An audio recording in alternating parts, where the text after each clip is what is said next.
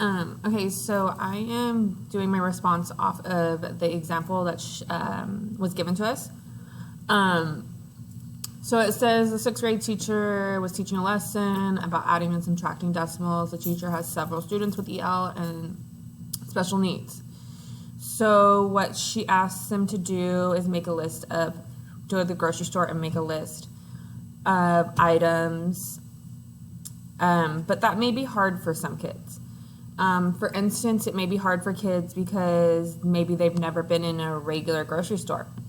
So I would put in the option to base fund of knowledge off of other grocery stores, such as you have Vallarta, which is a Mexican grocery store. You could have them use that. There's Chinese grocery stores. There is Indian grocery stores. So what I would do, I would open up the expectation, and I would allow them to use different grocery stores that they are familiar with. I would also let them use their currency that they're familiar with, and not necessarily make them use what we use every day, because they may not have that knowledge.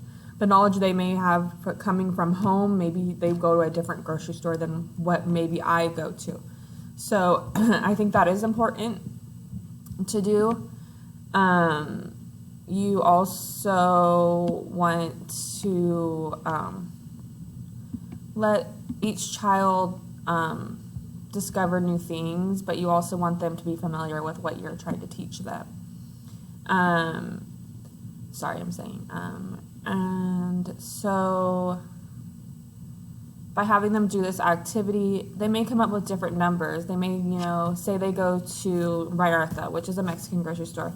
Prices are a little bit more, I would say, than if you went to Winco, but that's okay, because that gives the class the opportunity to compare prices, compare grocery stores, compare items that they are writing down on their list. So that is very good for them to do. But yeah, that's it. Thank you.